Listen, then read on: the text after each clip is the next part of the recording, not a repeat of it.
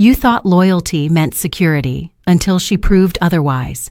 And in that moment of betrayal, most men make fatal mistakes. They keep the door open, they beg for clarity, or they rush to replace her with someone new. But those choices don't heal you. They sabotage you. They make you weaker, smaller, easier to manipulate again. The real danger isn't that she walked away, it's that you'll let the wound shape the rest of your life. That's why today, I'm going to show you 6 things you must do if she betrays you. Follow these steps, and the same pain that could destroy you becomes the very fire that remakes you. And let me be clear, this is not about revenge. This is not about winning her back. This is about taking your power back. What you do after betrayal decides whether you stay a broken man or rise as someone sharper, calmer, and untouchable. So what exactly is the first move when trust has been shattered? Number 1 is the coldest truth most men ignore, and it's where your recovery begins. Number 1, withdraw all access. Not just affection. Most men think that pulling back "I love you," cutting the sweet texts, and going quiet at night is enough. It isn't. She can still monitor your life through tiny openings. Your stories, a late night "Are you okay?" a photo she knows you'll see. That's not healing. That's an open window during a storm. When trust is broken, any access she keeps becomes a backstage pass to your recovery. She forfeited the right to witness your wounds the moment she chose a hidden involvement over your loyalty. Here's the cold truth. If she can still reach you, she can still regulate you. A single notification can reset your nervous system. Spike, hope, rage, collapse. That loop is why good men stall for months. You're not weak, you're just unguarded. So this step is not about punishing her, it's about protecting you. Take Mike, 54, who runs his own construction company. When his partner broke his trust, he stopped calling but kept her on Instagram. She saw his workouts at sunrise, his tired eyes after long bids, even the shaky smile at his daughter's recital. 2 weeks later, she messaged, "Proud of you." That single line yanked him back into confusion. Maybe she regrets it? No, she just had access. The day Mike cut every channel, his sleep normalized within 3 nights. Not because she changed, but because his nervous system finally did. I know, if you have kids, a shared business, or financial ties, a full cut isn't realistic. In that case, keep every interaction strictly transactional. Short, cold, and only about the necessary facts. No emotion, no nostalgia, nothing beyond what must be done. So how do you do it? First, cut the digital corridor. Remove, unfollow, restrict, quietly. Turn off last seen. Archive shared albums. Revoke calendar invites. Silence group notifications. If she can see your rhythm, she can still influence it. Second, seal emotional doors. No check-ins. No, "I thought you should know." No using therapists or friends as messengers. If people ask, repeat one line. "I'm taking space to recover and won't discuss details." Say it the same way every time. Consistency is a shield. Third, control the physical perimeter. Change gyms and coffee shops for a while. If you share a neighborhood, switch routines. Don't perform your life where she can conveniently bump into you. Familiar terrain reopens old wounds. Finally, reclaim psychological bandwidth. Write a page titled, "What Still Hooks Me?" List the songs, the spots, the hours that trigger the spiral. Then plan replacements. New playlist, new routes, a new task at 10 p.m. when you used to text. Preparation beats willpower. Now understand this. When you finally close every door, the silence will hit. You'll feel the urge to peek, to check, to reply, just to be civil. That's the trap. The bigger man isn't the one who responds politely. The bigger man is the one who becomes unreachable. Climax. Choose principle over contact, not next week. Today. Strip away every avenue that keeps her tied to your heartbeat. You are not punishing a past. You are protecting a future. The shaking you feel after doing it, that's not weakness, that's withdrawal from a habit. And it means the healing has started. But here's the danger most men never prepare for. Once the doors are locked, the pain gets louder. The silence exposes what's been buried. And that's when the real test begins. Because the next step isn't about walls, it's about fire. Step 2 forces you to face the very emotions you've been running from. Number 2, feel it fully, then channel it ruthlessly. Let me tell you the trap most men fall into after betrayal. The moment the secret comes out, you feel like your chest has been crushed, your stomach in free fall, your mind spinning in circles trying to make sense of it. And what does everyone around you say? Move on quickly. Get back out there. Don't think about it, just stay busy. That's the worst advice you'll ever hear. Because when you bury pain alive, it doesn't die. It rots. Slowly, silently, eating away at your peace until it surfaces in anger, insecurity, or a future relationship you'll end up ruining. Here's the harsh truth. Pain you don't face today becomes poison you'll drink tomorrow. I worked with a man named David, 47, a reliable accountant, married for nearly 20 years. When his wife broke his trust, his friends dragged him to bars, set him up on quick dates, told him to show her he's moved on. He followed their advice. On the surface, he looked fine. Inside, he was waking up at 3 a.m., staring at the ceiling, replaying the betrayal like a movie on loop. Months later, the distraction failed, and the pain came back harder. Only when David finally stopped running, when he sat alone, wrote every thought that terrified him, and let himself grieve, did his recovery actually begin. That's the key. You don't numb it. You don't bypass it. You sit with it. You let the silence scream. Let the betrayal sting. Let the memories punch their way through. You allow yourself to break.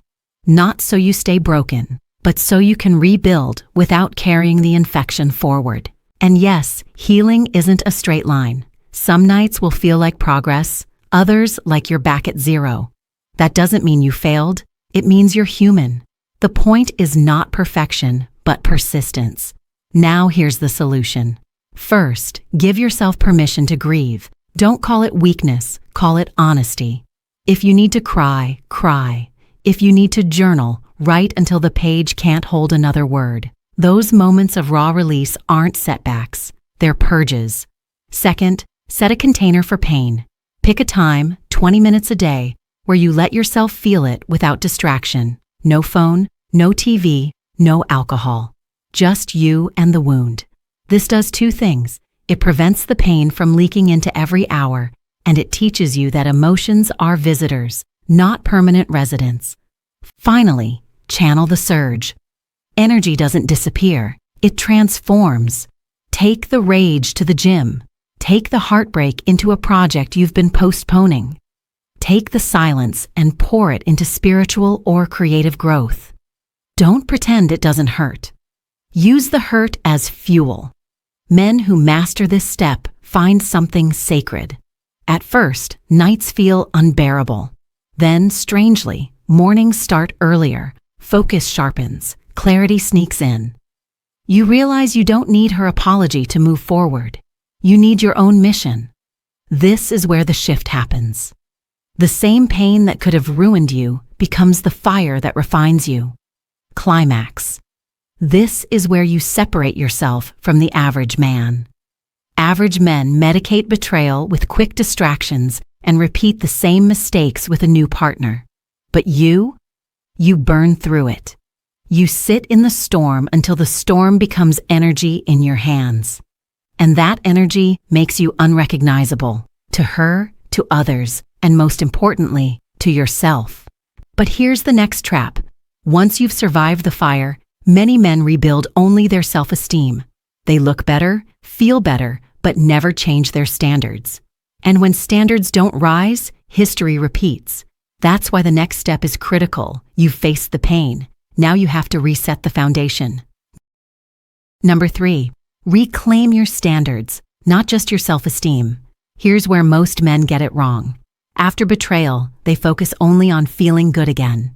They hit the gym, buy new clothes, maybe even chase validation from other women, just to remind themselves they're still desirable. And yes, confidence matters.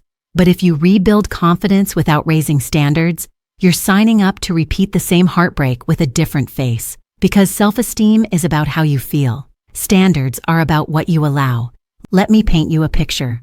Robert, 52, owned a successful landscaping company. When his wife broke his trust, he rebuilt fast, lost weight, bought a new truck, started dating again. On the outside, he looked unstoppable, but his standards hadn't shifted. He ignored the same red flags he'd ignored before. Women who thrived on attention, partners who treated loyalty as optional. 6 months later, Robert was back in the same cycle, giving everything to a woman who saw him as disposable. His confidence grew, but his standards stayed broken. That's the danger. You can feel strong and still choose poorly. Here's the truth most men avoid. Not every woman deserves access to your loyalty. Love is not enough if it isn't anchored in respect, shared values, and character. Chemistry can blind you, history can trap you, attraction can mislead you, but standards will save you. So how do you reclaim them? First, redefine your non-negotiables. Write them down. Loyalty, consistency, respect, make them concrete. If a woman wavers on those, she's out. No explanations, no debates. Second, stop rewarding potential. Too many men fall for what a woman could be instead of who she actually is. If she shows patterns of disrespect early, believe it. Don't invent a future version of her just to justify staying. Third, check for alignment, not just attraction. Ask yourself, do her values match mine? Does her behavior mirror her words? Does her presence bring me peace, not chaos? If the answer is no, that's not a connection. It's a trap. Finally, treat your presence like a privilege. Stop handing out loyalty like it's unconditional. You are not a charity. You are a man of value. Access to your time, energy, and trust must be earned, not assumed. Reclaiming standards isn't about becoming bitter. It's about becoming aware. When you hold higher standards, you stop apologizing for walking away. You don't beg anyone to meet them. You don't lower them to keep someone around. You hold them high, even if it means walking alone. Because here's the paradox. Once you protect your standards, loneliness feels lighter than disrespect ever did. Climax. This is the shift that makes you dangerous, not to others, but to the weaker version of you who tolerated less because he didn't know better. From now on, you vet who gets your time. You curate your circle. You no longer measure a woman by her looks or her charm alone. You measure her by her consistency, her depth, her ability to honor the loyalty you offer. And when you do that, you become untouchable to manipulation. But here's the next trap. Even when men raise their standards, many still sabotage themselves by leaving cracks open, posting so she can see, checking her stories, chasing closure. They let her disrespect not only their presence, but their absence. And that's the silent leak that can destroy all your progress. Which brings us to the next step, how to turn your silence into your strongest shield. Number 4, never let her disrespect your absence. When she betrayed you, she disrespected your presence, your love, your effort, your trust. That wound is clear. But here's what most men don't realize. The second wave of disrespect often happens after you leave. Not because she shows up again, but because you leave cracks open for her to watch you bleed. You go silent in words, but not in action. You still post for her to see. You still respond to just checking in. You still stalk her updates, secretly hoping she notices your suffering. That's not absence, that's orbit. And orbit keeps you tied to someone who already proved your loyalty was disposable. Let me be blunt. Disappearing physically means nothing if you stay emotionally available. James, 49, a retired military officer, learned this the hard way. When his partner broke his trust, he moved out immediately. No arguments, no begging. But he kept her on social media. She saw him drinking alone, heard about his sleepless nights from mutual friends, even sent him a text that said, "I still care about you." That single message dragged him back into months of confusion. He thought his absence spoke volumes. It didn't, because she was still in the front row watching his collapse. Only when James pulled the plug completely, blocked, deleted, and stopped explaining, did his absence regain dignity. That's the key: silence without leaks. Here's how you protect it. First, shut the digital windows. Don't post to prove a point. Don't leave stories for her to view. Don't scroll through hers just to see how she's doing. If she betrayed your loyalty, she has no right to monitor your healing. Second, stop chasing closure. A woman who is willing to lie will not suddenly become honest because you're in pain. Asking her to explain betrayal is like asking the storm why it rained. Closure doesn't come from her. It comes from your decision to cut. Third, remove her audience rights. Don't let her friends update her about you. Don't let her see your rebuild phase as entertainment. The less she knows, the faster you grow. Finally, embrace sacred silence. This isn't petty silence, it's principle. It's the shield that keeps your healing safe. The moment you go quiet, not out of spite, but out of discipline, you become untouchable. Understand this: silence is not emptiness, it is energy conservation. It's the space where your strength sharpens and your clarity grows. When you stop explaining, you stop bleeding in front of someone who already wounded you. And when she no longer knows where you are, what you feel, or whether she still affects you, that's when the shift happens. From broken to unbothered, from rejected to refined. Climax: you're no longer playing her game, waiting to be chosen again. You've chosen yourself, and you've done it in silence. That's what makes absence powerful. Not the noise you make leaving, but the discipline you keep once you're gone. But here's the trap most men fall into next. Once the silence sets in, they're tempted to turn their growth into a performance, showing the world and secretly her that they're winning without her. That's not real power, it's still orbit. And if you're not careful, you'll rebuild yourself in her shadow instead of your own light. Which brings us to the next step: upgrading quietly, for you, not for her, not for anyone watching. Number 5, upgrade quietly, not to prove anything. This is the stage where most men take a wrong turn. After betrayal, the temptation is to make noise, to post pictures from the gym, show off a new car, or parade a rebound just to prove you're doing better. Let's call it what it is: performance. And performance still makes her the reference point. You're building for an audience instead of for yourself. That's not growth, that's theater. When you rebuild as a show, you stay tied to her opinion. Every flex, every post, every "look at me now" keeps her in the center of your story. She may watch, she may not. But either way, she still controls the narrative because you're still reacting. That's not freedom. That's a louder form of captivity. Anthony, 55, a seasoned sales executive, lived this cycle. After his wife betrayed his trust, he threw himself into what he called the comeback. Expensive vacations, social media posts, flashy dating. Everyone clapped, except him. Quietly, he was still haunted, still measuring his worth by whether she noticed. Months later, he admitted, "I wasn't healing, I was auditioning." The breakthrough came when he stopped posting, stopped competing, and started focusing on the disciplines no one could see. That's when the real upgrade began. So let's break this down. What does upgrading quietly actually mean? First, rebuild your body, but not for display. Go to the gym before sunrise, not to post the workout, but to honor your health. Sweat in silence. Let strength become routine, not content. Second, secure your finances with discipline, not showmanship. Save aggressively, invest wisely, pay down debts. Don't flash a new watch. Own your freedom. Quiet stability speaks louder than any material boast.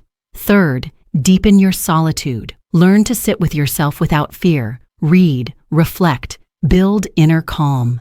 When a man no longer fears his own company, he stops fearing abandonment. Finally, pursue mastery, not applause. Whether it's your craft, your career, or your spiritual growth, commit in silence. The world doesn't need to know your plans. They'll see the results when you're already living them. Here's the beauty. When you upgrade quietly, you stop looking back. You stop asking, will she regret it, or will she notice? Because her recognition no longer matters. Your evolution is no longer conditional. It's self-contained, self-driven, untouchable. Climax. The man who upgrades quietly becomes bulletproof. He doesn't need validation because his life validates itself. He doesn't beg anyone to see him because he sees himself clearly. And when that kind of man steps back into the world, sharper, calmer, disciplined, he doesn't attract out of performance. He attracts because his presence radiates stability. That's real power. But here's the final trap. Many men confuse becoming stronger with being finished. They mistake the glow-up for the destination. It's not. Quiet upgrades are just preparation. The real question is, will this betrayal be the chapter that breaks you, or the chapter that remakes you? Which leads us to the last step, the moment where pain stops being your undoing and becomes your rebirth. Number 6. Let this be your becoming, not your breaking. There's a moment every man faces when betrayal cracks his identity. You start questioning everything. Was I not enough? Did I waste all those years? Did she destroy the only thing that made me valuable? That voice inside whispers, you're broken. And if you believe that, you'll carry shame into every room you enter. But let's make something clear. What she did is not who you are. Her disloyalty isn't your definition. Betrayal is not a reflection of your failure. It's a revelation of her character. And the way you respond to it will decide whether you collapse or evolve. Michael, 58, a respected high school teacher, told me once how his world imploded when his wife of 30 years walked away into a hidden involvement. For months he believed he was worthless. He kept replaying her choice as if it were evidence against his value. Then one night, sitting in the ruins of what he thought his life would be, he asked himself one brutal question. What if this isn't punishment? What if it's permission to finally become who I was supposed to be? That shift saved him. Today, he's not just surviving, he's leading workshops, mentoring young men, and walking lighter than ever. His story isn't about revenge, it's about rebirth. So how do you turn broken trust into becoming? First, confront the mirror, not just the wound. Look at where you ignored red flags, where you settled for less, where you gave loyalty without requiring alignment.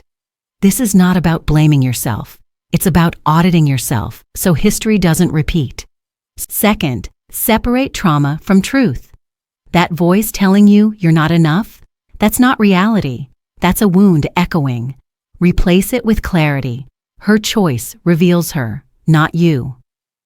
Third, reframe loss as foundation. You're not starting from zero. You're starting from wisdom. Every scar is a line of instruction. You're rebuilding, but this time with sharper vision and higher standards. Finally, embrace the paradox. Yes, betrayal hardens you, makes you slower to trust, sharper to vet, harder to access. But it also softens your core because you've known love, you've known loss, and you still choose integrity over bitterness. That balance makes you untouchable. The truth is this, you don't come back from betrayal the same. And you're not supposed to. If you let it, this pain can strip away every illusion you once carried. It can sober you, sharpen you, and free you from the need to be chosen.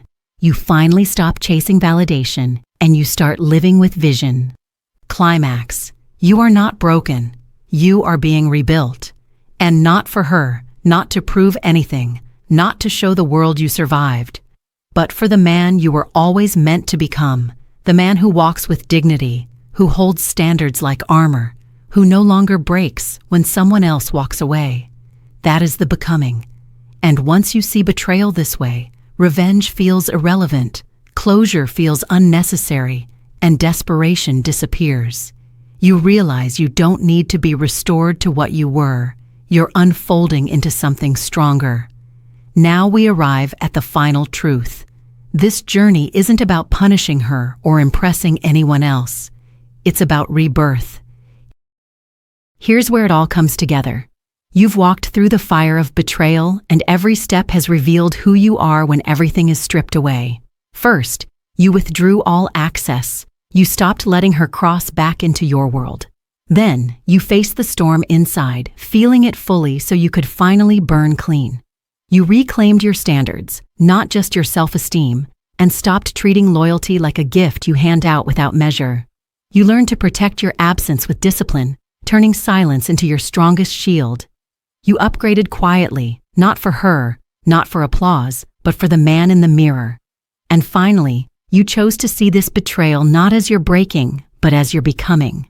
This entire journey is about one thing: control. Not control over her, not control over the past, but control over yourself, your energy, your boundaries, your future. Because the real victory isn't when she regrets losing you. It's when you no longer need her regret to validate who you are. Let me say it plainly. You don't need revenge. You don't need to beg for answers. You don't even need to prove you've moved on. What you need is rebirth, a fresh chapter where you no longer accept half love, half respect, half truths, where your presence is a privilege, your standards are untouchable, and your peace is non-negotiable. So if you've been betrayed, let this moment sharpen you, not shrink you. Walk away with silence, not rage. Upgrade with discipline, not performance. Live with vision, not desperation. And watch how the version of you that emerges no longer bends under the weight of someone else's choices. This is not the end. It's the beginning. If this message spoke to you, subscribe to the channel, hit like, and share your own story in the comments below. I read every single one, and this community exists to remind you, you are not alone in this journey. Betrayal is not the end of your story. It's the moment your real story begins.